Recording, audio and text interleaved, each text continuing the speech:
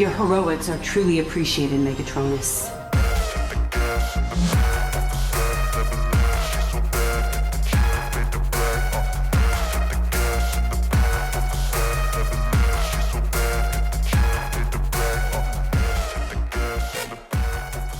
What is going on, guys? Welcome back to the channel. For today's video, we're going to be checking out the Transformers Age of the Primes Deluxe class, Solus Prime, the first and only female member of the original 13, and by far among one of the most important. She is the Forge Master of the Primes and has the ability to craft a ton of the ancient artifacts, including the super formidable Requiem Blaster, which is thought to be so powerful that at one point she actually insisted on destroying it. And as we whack up an image of how she more recently appeared in the Machinima series, this design really appears to take a lot of inspiration from that, which is awesome as it's arguably among her most popular appearance yet. So as we check out the details, the head sculpt is fantastic. The shoulders and the chest plate have been super nicely detailed and are even packing some pretty neat paint apps. I also love the integration of this massive mechanical loincloth, which then leads down to this pretty savage foot design. Just imagine getting a kick in the knackers from these bad boys. And as we spin around to the back of Solus Prime, this is incredibly clean. Despite this figure having the ability to transform, something which I don't believe fictionally she's so far done, I really don't think this has in any way compromised the look of her design. The tyres all integrate seamlessly, and even the backpack compresses a decent amount to the point where it doesn't even really stick out from the side. Even the back of the head has been fully sculpted, which leads me on to my next point. This figure, despite only being a deluxe class, is stacked. There are next to no hollow joints, and I really like how even some of the panels from her vehicle mode are used to conceal what would otherwise be some pretty unsightly gaps, even if they do unfortunately have a tendency to pop off more often than not. In terms of accessories, she does include her own ancient artifacts, the legendary Forge of Solus Prime, which is a great piece of design and has been brilliantly painted. Much like the Fallen, she's even rocking her own unique insignia, which again, I do believe is a pretty cool throwback to the Transformers Power of the Primes toy line. And yet another great detail would be that very discreetly hidden in the base of the Forge would be a full-blown inbuilt handheld grenade for her to use in order to defend herself with when in battle.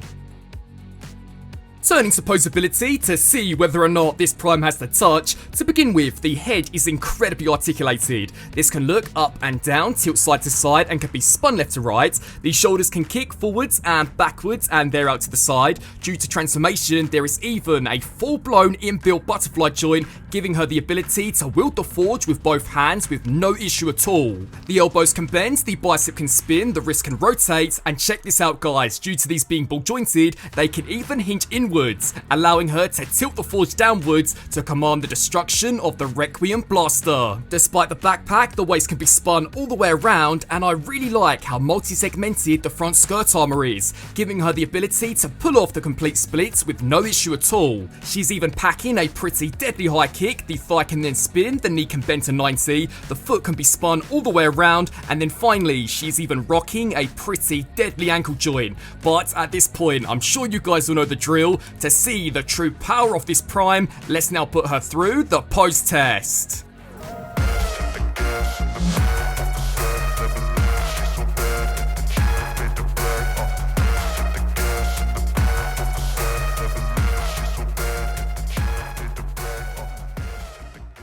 Now, firing through some robot mode size comparisons, on the right hand side is the leader class Megatronus the Fallen, which is arguably the most important comparison out of the bunch. To be entirely honest, guys, the only complaint I have with this would be that I really wish maybe she could have been bumped up to the Voyager class price point, as right now she is unfortunately towered over by the rest of the Primes. Next up is the Studio Series 86 Commander class Optimus Prime, the myth, the legend that is the Earthrise Optimus Prime, the Transformers Cybertron Universe Voyager class Vector Prime, Studio Series 86 Ironhide, then finally the 86 movie Deluxe Bumblebee.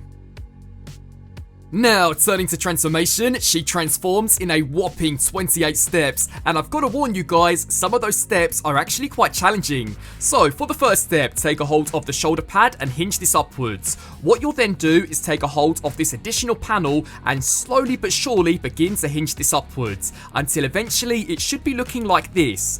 What you'll then do is make use out of the bicep, spin this here to the side. We are now going to take this panel and slide this all the way around to the back. You'll then take the fist, slide this here inwards, exactly like this. And again guys, be sure to do the same for the second side. So take that shoulder pad, hinge this upwards, again making use out of this additional hinge joint, slowly but surely begin to hinge that upwards. What you'll then do is spin outwards at the bicep, take a hold of this panel and slide this backwards. The fist is then going to slide all the way inside this gap.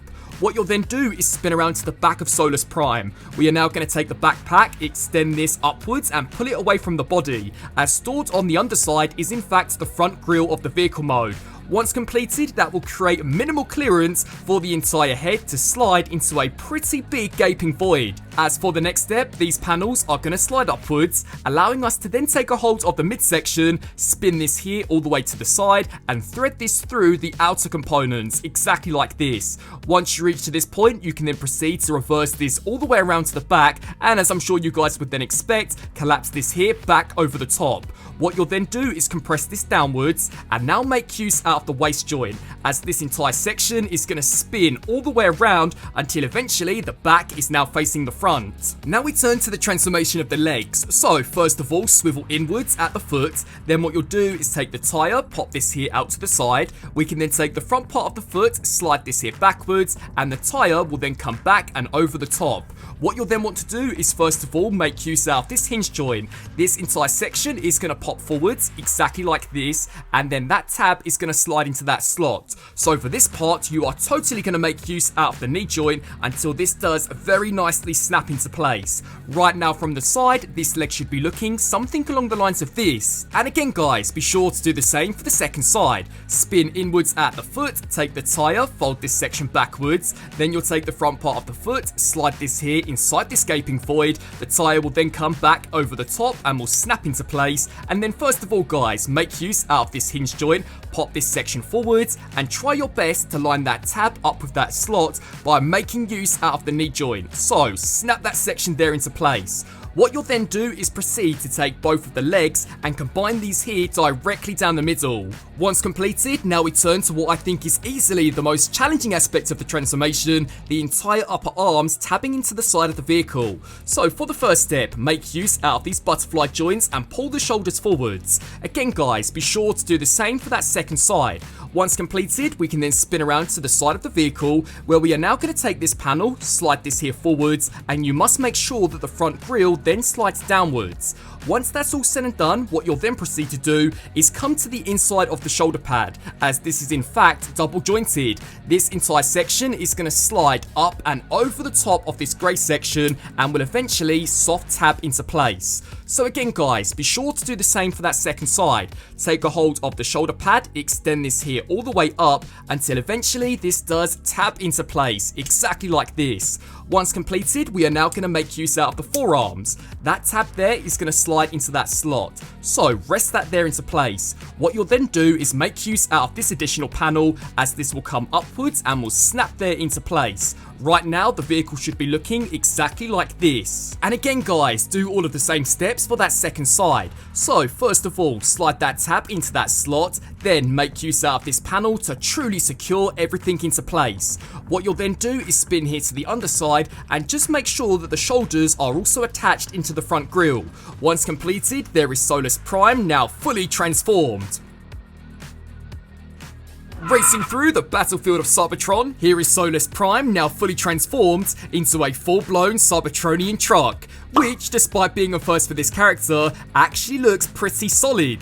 Much like the leader of the Primes, Prime, Hasbro really appeared to be making the robot modes the sole priority, and I definitely think that was absolutely the case when it came down here to Solus Prime. But even bearing that in mind, this has still been pretty decently detailed top to bottom. As we spin around to the back, there is even weapon storage storage for the forge, and my personal favourite, the return of proper pinned on wheels, which roll like an absolute dream. Solus should have no issues in not only ramming through her opponents, but burning Energon with little to no issue at all. Racing through some vehicle mode size comparisons, on the right hand side is the leader class Megatronus the Fallen. To be entirely honest, I'm not quite sure how they would make this relationship work without this guy absolutely crushing Solus Prime. Next up is the Studio Series 86 Commander class Optimus Prime, the absolute legend that is the Earthrise Optimus Prime, the 86 movie Voyager class Ironhide, then finally to round it all off, the Deluxe class Bumblebee. So, wrapping up on this review for the Transformers Age of the Primes Deluxe class Solus Prime. When it comes down to her robot mode, I think she looks fantastic. All of the Primes so far have been incredibly solid in that department, and this figure is no exception. I love how it pulls a lot of inspiration from that machinima design. I do think the transformation is a little too fiddly for my liking though. Some panels do have a tendency to pop off more often than not, which can be super annoying, although in their defense, they can be very easily reattached. And when it comes down to that Cybertronian truck mode, despite up until this point never making an appearance, I actually think for the most part is incredibly solid. I really do view it as a bonus mode, much like some of those earlier Bumblebee movie characters. The only thing which I personally would have liked to have seen done differently would have been the size. It would have been brilliant had they been able to bump her up to a Voyager, especially when it comes down to that Megatronus comparison. But overall, for those of you who are collecting the 13, then Solus Prime is an absolute must-have. I would love to get your guys' thoughts on this figure down in the comment section below. I want to thank you guys all so much for watching, and until my next review, transform and roll out!